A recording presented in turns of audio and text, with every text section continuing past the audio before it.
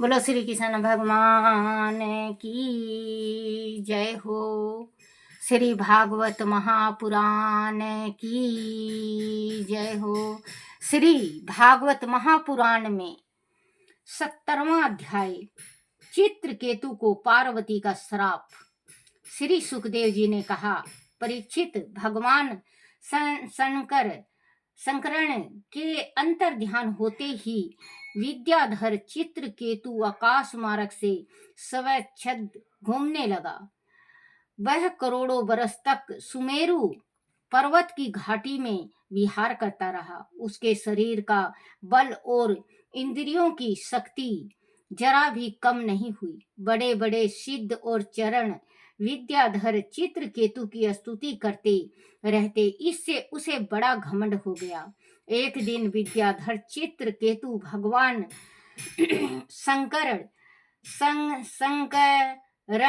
द्वारा दिए हुए विमान पर चढ़कर कहीं जा रहा था। उसी समय उसने देखा कि भगवान शंकर बड़े बड़े सिद्धि मुनियों और अपने विकट गणों की सभा में पार्वती जी को अपनी गोद में लिए बैठे हुए हैं और उनकी कमर में हाथ डालकर उन्होंने उन्हें अपने शरीर से सटाया हुआ है। उस प्रकार से उन्हें देखकर चित्रकेतु उन्हें सुनाकर कहने लगा। चित्रकेतु ने कहा, अरे आप तो असुतोष शिव हैं, सारे जगत के धर्म शिक्षक और गुरुदेव हैं, समस्त प्राणियों में सर्वश्रेष्ठ आदि योगेश्वर हैं। फिर आप इस प्रकार भरी सभा के मध्य अपनी पत्नी को अपने शरीर से चिपकाए बैठे हुए हैं। समस्त ब्रह्मादियों के सभापति और जटाधारी होते हुए भी साधारण पुरुषों की भांति निर्लजलता से आप भरी सभा में इस प्रकार का आचरण कर रहे हैं। साधारण पुरुष भी एकांत में अपनी स्त्री के साथ बैठते हैं, परंतु आप तो इतने बड़े व्रतधारी हैं, आपको यह शोभा नहीं देता। राजन चित्रकेतु के कटाक्ष सुनकर भगवान शिव हंसने लगे। बच्चों, शिव जल्दी से क्रोधित नहीं होते हैं, भोले भंडारी हैं। शिव भगवान को आप चाहे कितना भी बोल लो, वो जल्दी से क्रोधित नहीं होते, और जिस टाइम वो क्रोधित होते हैं तो वो किसी के संभाले नहीं संभलते, क्योंकि वो फिर विकराट रूप धारण कर लेते हैं। इनका नाम एक नटवर भी है।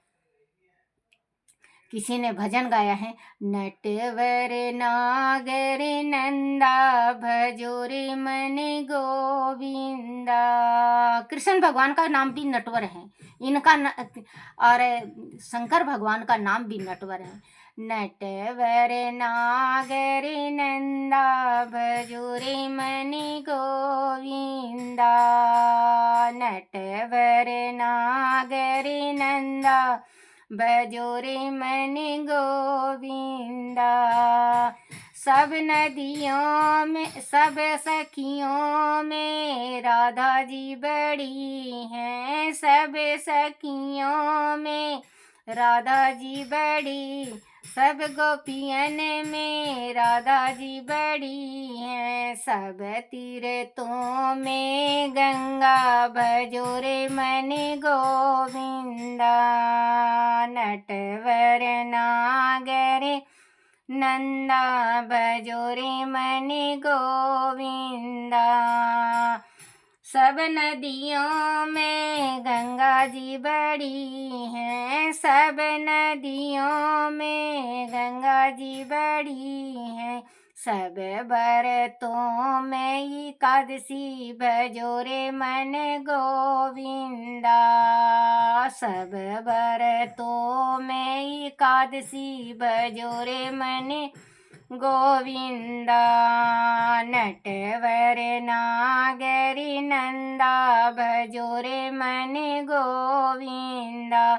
तो भगवान कभी किसी से नाराज नहीं होते, गुस्सा नहीं करते, और जब गुस्सा करते हैं तो उनको कोई संभालने वाला नहीं होता है।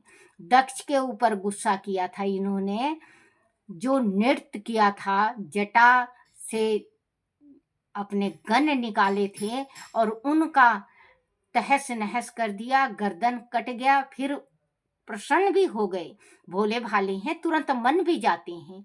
मनाया भगवानों ने, मन गए और जाके दक्ष के बकरा का सिर लगाया।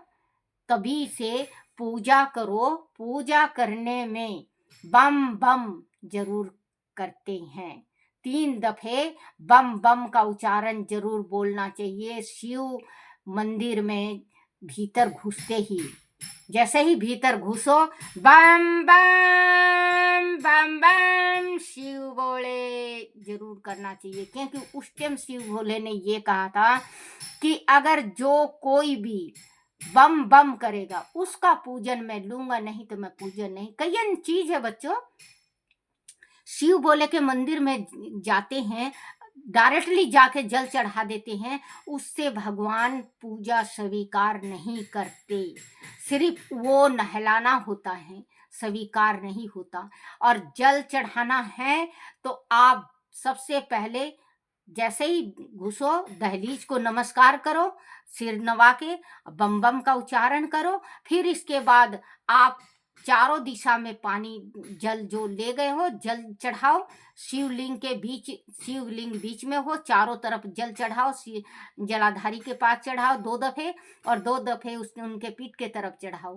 फिर इसके बाद बच्चों आप शिव जी को ओम नमः शिवाय, ओम नमः शिवाय, शिवाय नमो, शिवाय नमो, स्त्री के वास्ते, पुरुष के वास्ते ओम नमः शिवाय, ये मंत्र का उच्चारण जरूर करो। जितना ओम करोगे उतना भगवान तक जाएगा। जितना देर तक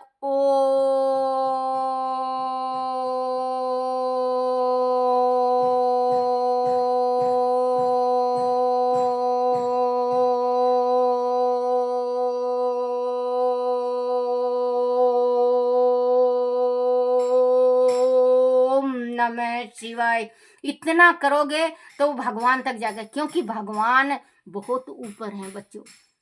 भगवान तक जितनी लंबी उच्चारण होती है उतना भगवान तक जाता है। ये नहीं कि गुमसुम जाओ और पूजा करके आ जाओ, कोई फायदा नहीं।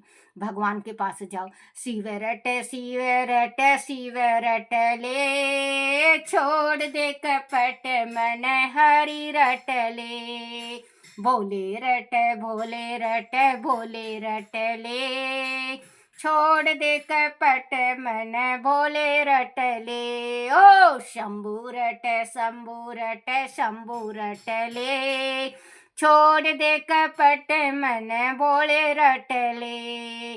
कौन मांगे अन धन, कौन मांगे रूप, कौन मांगे अन धन, कौन मांगे रूप, कौन मांगे निर्मल काया, कौन मांगे पूत मन, शिव रट शिव रट शिव रट ले मन, भोले रट भोले रट भोले रट ले।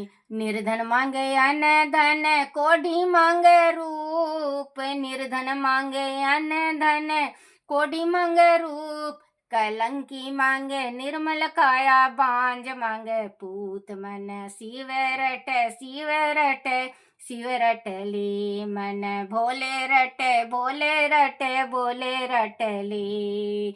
आकड़िया का साग बनाया, वेंगड़िया की रोटी, आकड़िया का साग बनाया, वेंगड़िया की रोटी, धतूरे की चटनी बनाई, जिमो भोलेनाथ मन, शिव रट शिव रट शिव रट ले मन, भोले रट भोले रट भोले रट ले।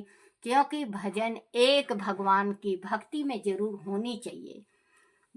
भगवान का ओम जय शिव ओमकार का आरती करो। अगर नहीं आता हो तो कोई बात नहीं, आरती दिखाओ, लेकिन एक भजन आपको, हर एक इंसान को एक भजन शिव जी का जरूर आता है, भजन गाओ और भगवान का ओम नमः शिवाय का जाप करो। और स्त्री हैं तो शिवाय नमो, शिवाय नमो, शिवाय नमो मंत्र जरूर जाप करो। फिर इसके बाद भगवान से आप प्रार्थना करो, जिस कार्य के वास्ते गए हो, व्रत रखा है आपने, तो कहो कि हे मेरे भोलेनाथ, हे मेरे शिव शंभु, मैंने आपके नाम का व्रत रख रखा है और आपको पूर्ण करवाना है और मेरा कार्य आपको सिद्ध करना है। तो शिव भोले तो भोले हैं, वो तो हंस के टाल गए, लेकिन मां पार्वती श्राप दे देगी। एकांत में अपनी स्त्री के साथ बैठते हैं, परंतु आप तो इतने बड़े व्रतधारी हैं, आपको यह सब शोभा नहीं देता। राजन चित्रकेतु के कटाक्ष सुनकर भगवान शिव हंसने लगे और कुछ नहीं बोले। उस सभा में बैठे अन्य लोग भी चुप रहे। चित्रकेतु को अपने जितेंद्रियां होने का बड़ा घमंड हो रहा था।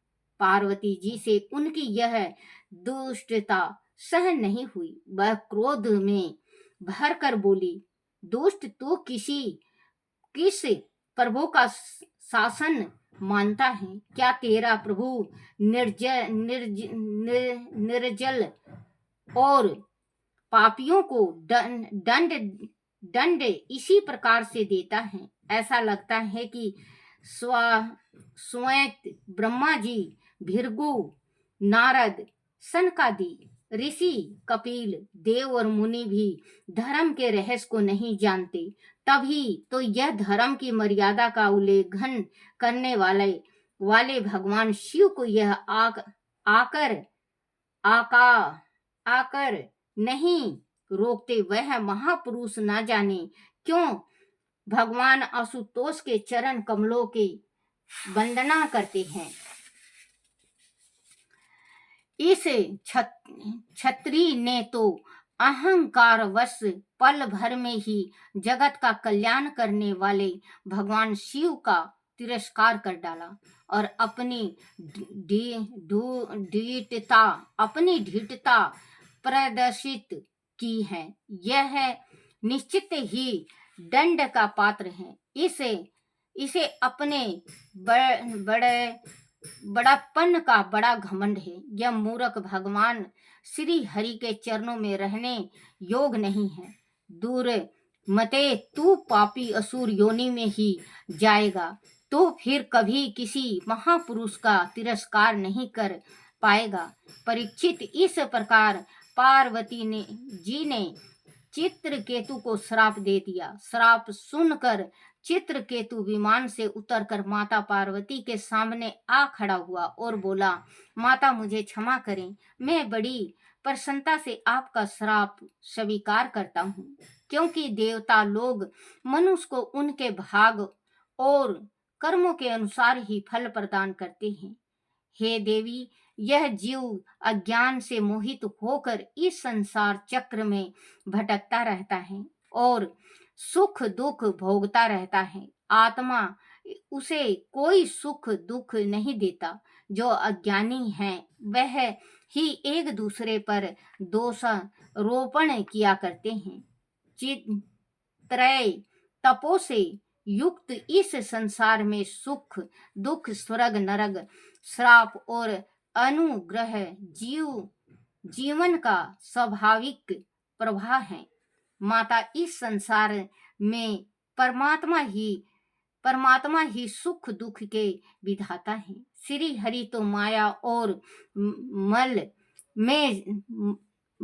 में समाने रूप से विद्यमान रहते हैं। मन में समान रूप से विद्यमान रहते हैं। उनका ना कोई प्रिय है ना कोई अप्रिय है। उन्हें क्रोध तो कभी आता ही नहीं है। माया के कारण ही पाप पुण्य, सुख दुख, हित अहित, संबंध और मोक्ष, जीव और मृत्यु का चक्र चलता रहता है। हे माते, मैं श्राप से मुक्त होने के लिए आपको प्रसन्न नहीं कर रहा हूँ। मैं तो अपनी अनुचित बातों के लिए आपसे क्षमा चाहता हूँ। कृपया मुझे क्षमा करें। परीक्षित, विद्याधर चित्रकेतु भगवान शंकर और माता पार्वती को इस प्रकार प्रसन्न करके सबके सामने ही विमान पर सवार होकर वहां से चला गया। तब भगवान शंकर ने सभी उपस्थित लोगों से यह कहा, हे देवी, दीप लीलाधारी भगवान श्री हरि की लीला तुमने देखी। जो लोग भगवान की शरण में होते हैं वह कभी किसी से नहीं डरते। उन्हें स्वर्ग, नरक और मोक्ष में भगवान श्री हरि के समान भाव से ही दर्शन होते हैं।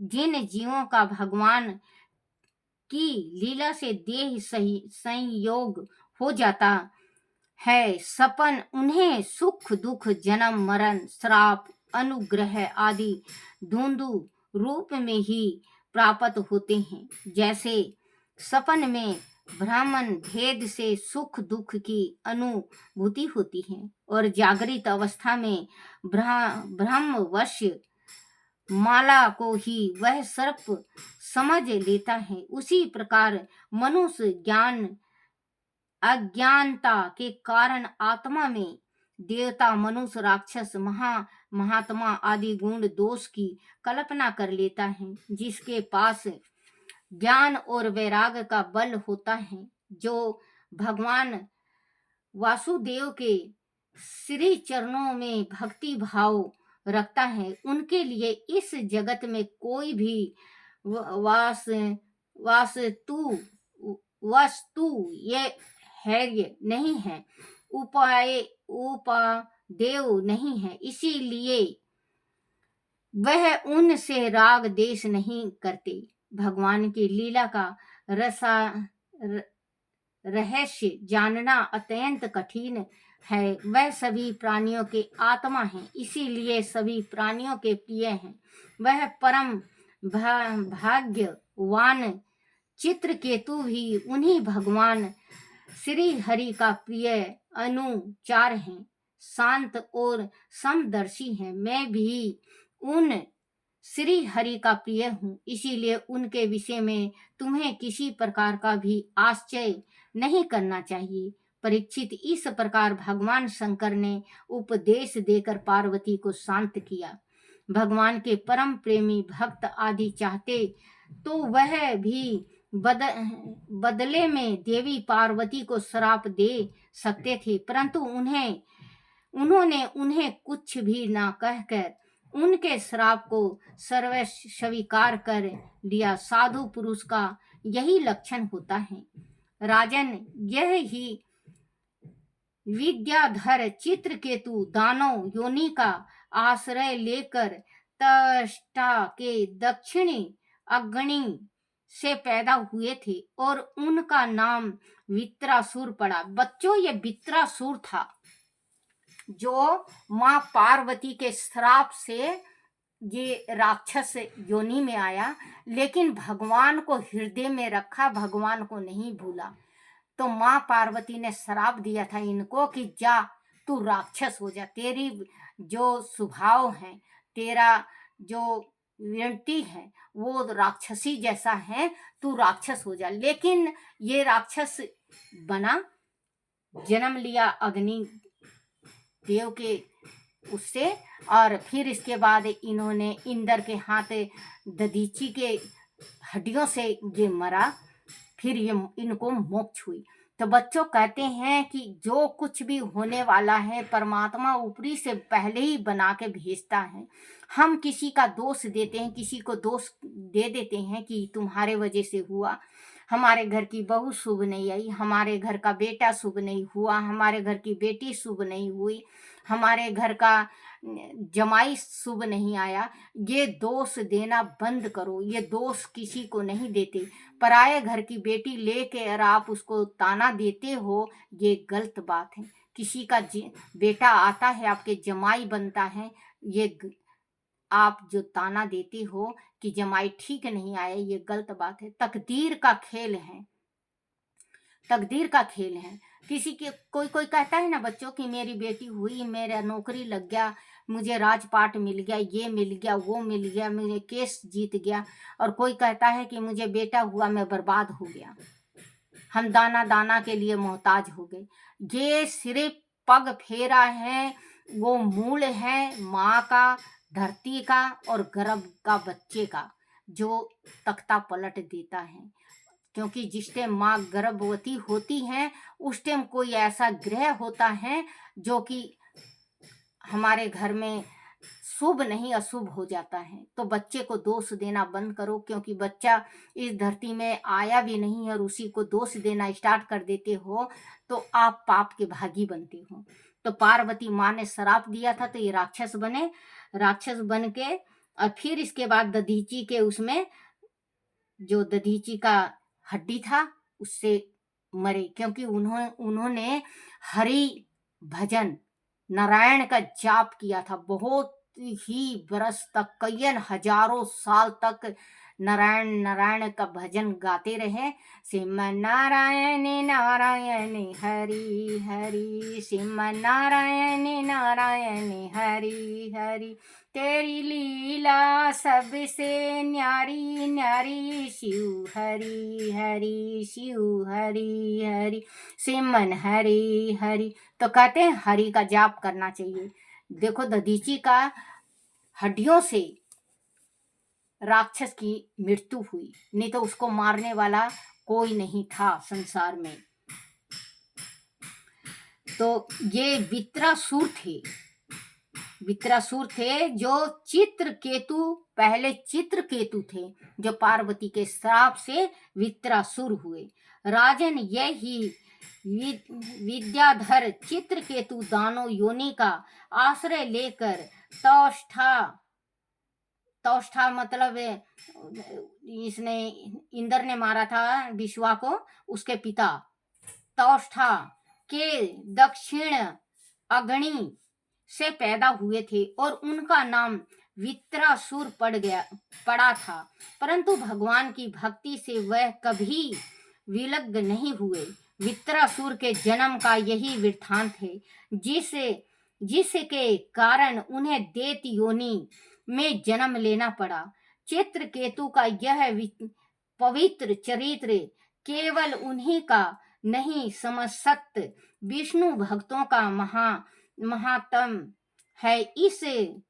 इसे जो भी सुनता है बच्चों ध्यान से, जो आप जरूर सुनना, जो भी सुनता है वह समस्त संसारिक बंधनों से मुक्त हो जाता है। इस श्रद्धा पूर्वक पढ़कर भगवान श्री हरि का ध्यान करने से परम गति प्राप्त होने में विलंब नहीं लगता। बोलो श्री कृष्ण भगवान की जय, बोलो शिव हरि की जय।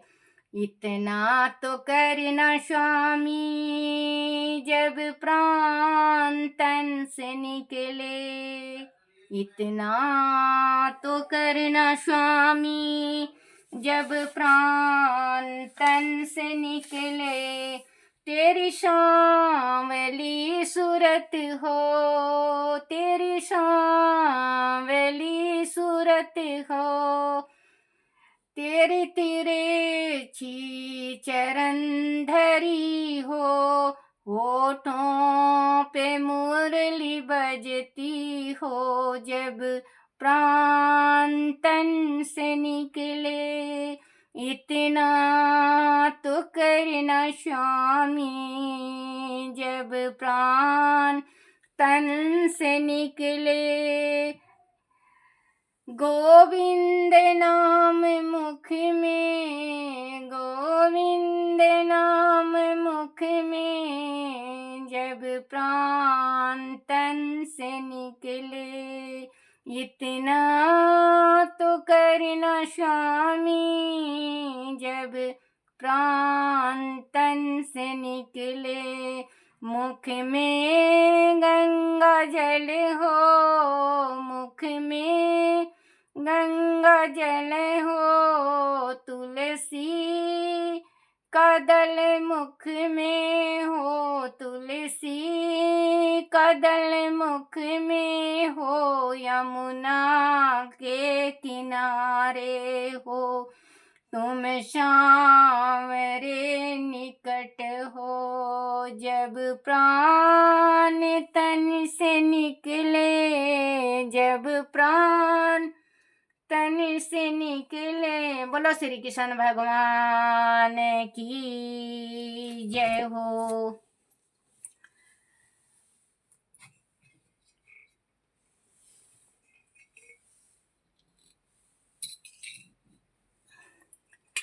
आरती श्री भागवत भगवान की है आरती, पापियों के पाप को है तारती। आरती श्री भागवत भगवान की है आरती, पापियों के पाप को है तारती। बोलो श्री कृष्ण भगवान की जय हो। अपने अपने माता पिता की जय हो।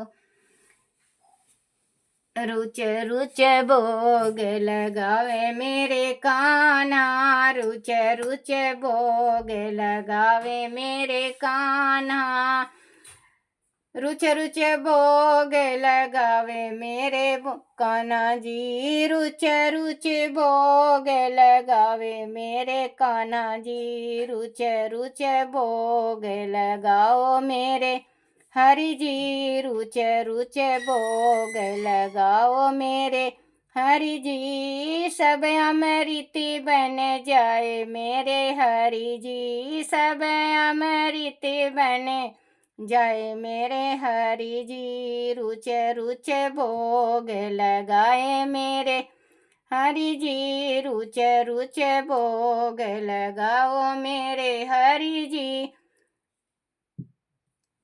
ब्राह्मण घर का रुख सुख भोग कान्हा, ब्राह्मण घर का रुख सुख भोग कान्हा, रुच रुच भोग लगाए मेरे कान्हा जी, रुच रुच भोग लगाए मेरे कान्हा जी। ऐसा भोग लगाओ मेरे कान्हा जी, ऐसा भोग लगाओ मेरे ठाकुर जी, सब अमृत बन जाए मेरे ठाकुर जी, सब अमृत बन जाए मेरे कान्हा जी, सब अमृत बन जाए मेरे कान्हा जी। बोलो श्री कृष्ण भगवान की जय हो। अपने अपने माता पिता की जय हो। अपने अपने गुरुदेव महाराज की जय हो। हे मेरे कान्हा, हे मेरे बंसी वाले, हे मेरे मुरलीधर, हे मेरे मोहन, हे मेरे लड्डू गोपाल, मेरे से कोई गलती हो जाए, कोई भूल हो जाए, कोई टूटी रह जाए, मुझे क्षमा करना, क्षमा करना, क्षमा करना। बोलो श्रीमद् भागवत महापुराण की जय हो। बोलो श्री कृष्ण भगवान की जय हो।